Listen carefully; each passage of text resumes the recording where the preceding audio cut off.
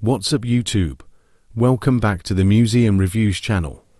Today, we will be taking a look at the top 20 paintings from the Timken Museum of Art, located at Balboa Park in San Diego, California. As always, make sure to leave a like, subscribe, and comment your favorite part of the episode down below in the comments. Now, let's get on to the video.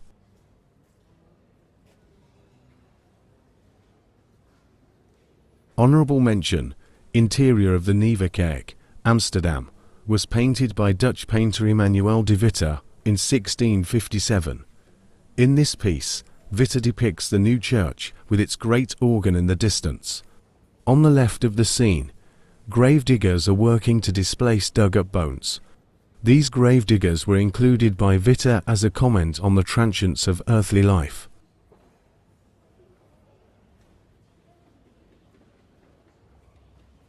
Number 20, Georgian Mother of God, was painted by an unknown painter from the Moscow School in the 17th century. This Russian icon depicts the Virgin Mary and the Christ child. The Virgin holds a traditional pose as the pointer of the way, while Christ himself is depicted as being the way, the truth, and the life.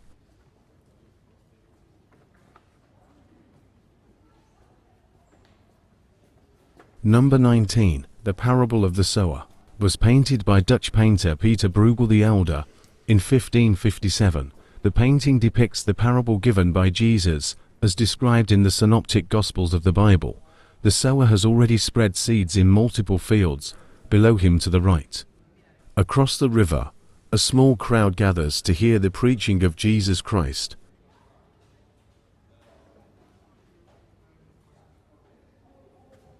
Number 18, Choluk, the Yosemite Fall, was painted by American painter Albert Bierstadt in 1864.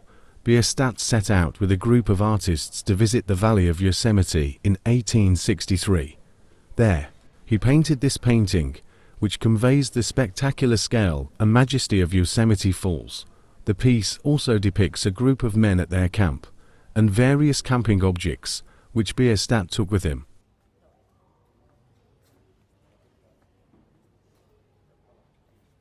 Number 17, Portrait of Cooper Penrose, was painted by French painter Jacques-Louis David in 1802. Penrose, an Irish member of a prominent Quaker family, was a successful businessman and landowner who was criticized for his lavish taste. David was able to bring Penrose down to earth by positioning his head lower on the canvas than was typically seen in French portraiture.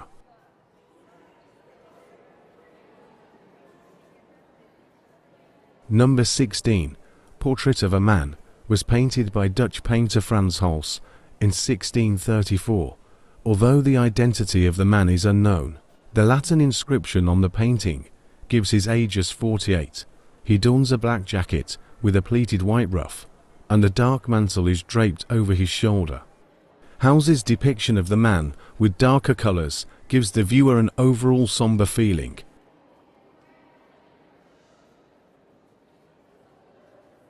Number 15, Christ Healing the Blind, was painted by French painter Philippe de Champagne between 1655 and 1660. The scene depicts the story of Christ healing a blind man as described in Matthew chapter 20 verses 29 to 34. Champagne shows Christ pointing his right hand to two blind men linked to the far left who he eventually heals. This is just one painting which highlighted Champagne's devotion to deeply religious themes.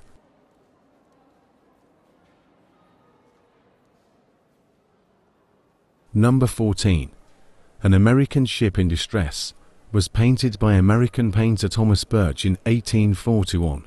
Birch is considered by many to be America's first marine artist, and he dedicated an entire series of artworks to naval engagements of the War of 1812.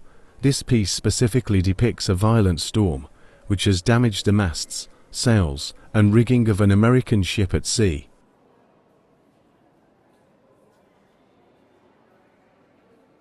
Number 13, Madonna and Child, was painted by Italian Niccolò di Buonaccorso in 1387.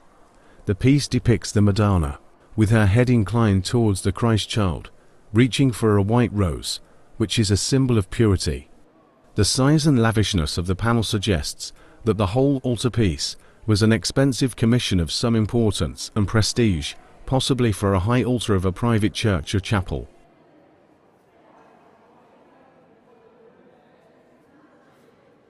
Number 12. Portrait of a Lady, was painted by Dutch painter Nicolaes Maes in 1677. The portrait is believed to be of Mary Stuart, the daughter of the Duke of York, at about the age of 15 years old. Stuart married William of Orange, and together they ruled England and popularly became known as William and Mary.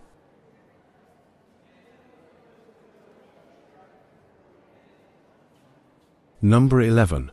Portrait of Barthélemy Jean-Claude Pupil, was painted by French painter Nicolas de Largillière in 1729. This portrait depicts one of Largilliere's clients, Barthélemy Jean-Claude Pupil, who received two judicial appointments in Lyon after his marriage in 1722. Pupil is depicted wearing his wig and legal robes and holding a book.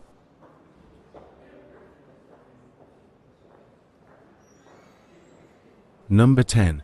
Salome, was painted by American painter Ella Faris Pell, 1890.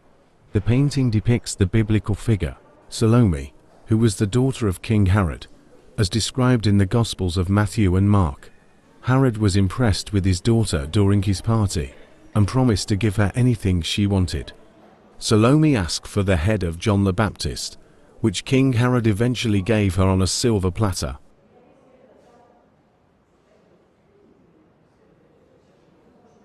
Number 9.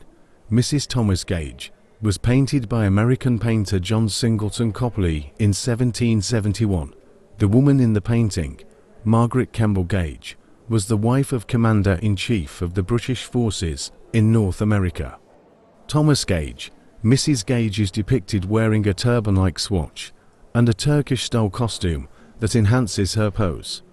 This style of clothing was particularly fashionable for British fancy dress balls.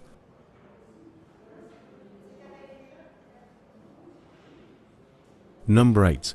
Portrait of Marguerite de Sèvres, wife of Barthélemy Jean-Claude Pupil, was painted by Nicolas de Largillière in 1729. Pupil's wife dons a silk costume with an embossed and jeweled bodice. A music sheet touches her left hand, and the words underneath it are for a drinking song which sophisticated women sang at an evening gathering at home.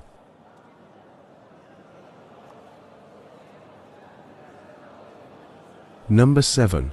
Portrait of a Lady in a Green Dress, was painted by Italian painter Bartolomeo Veneto in 1530. The portrait is one of only 30 surviving paintings by Veneto. The woman depicted stands in front of a red curtain and wears a green dress with a headpiece decorated with blue and gold ribbon. Her articles of clothing suggests that she was a lady of considerable status.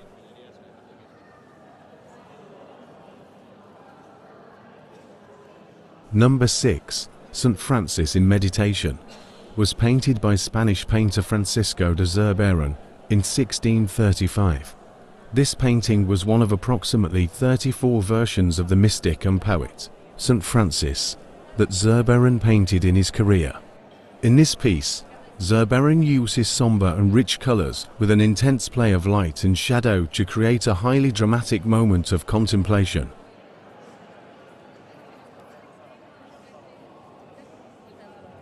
Number 5. The Return of the Prodigal Son, was painted by Italian painter Guercino between 1654 and 1655. The parable of the prodigal son, found in the Gospel of Luke chapter 15, verses 11 to 32, is one of the most frequently depicted stories in Western art as it teaches repentance and forgiveness.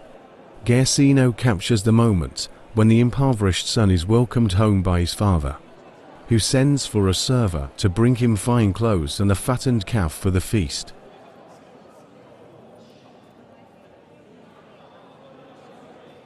Number 4. Lovers in the Park, was painted by French painter François Boucher in 1758. The large-scale painting depicts a young couple and their spaniel stopping for a rest while out on a stroll. The man weaves flowers into his lover's hair, but is distracted by the appearance of a nearby milkmaid. This piece is just one painting depicting Boucher's famous Rococo style, which was very decorative and associated with the reign of Louis XV.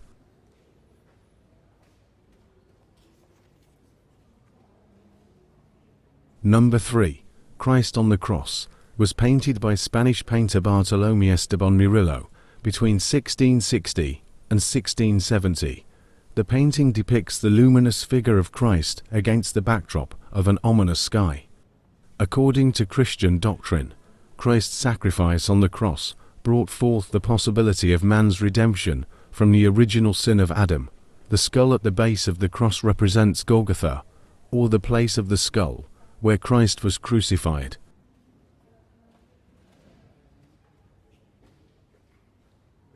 Number 2.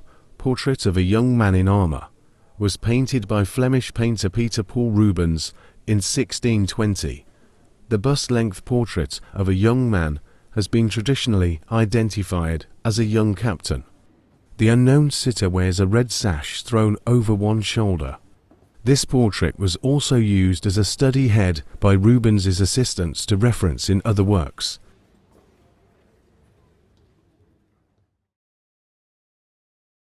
Number 1. St. Bartholomew was painted by Dutch painter Rembrandt Harmensch van Rijn in 1657. The large-scale portrait depicts the Apostle Bartholomew, who was flayed alive for his beliefs. He holds a butcher's knife in his right hand, which symbolizes his martyrdom. Bartholomew's pose and expression suggest that he is in deep thought and contemplating his future demise. Rembrandt's works were well known for creating a mood of introspection, as seen in this painting.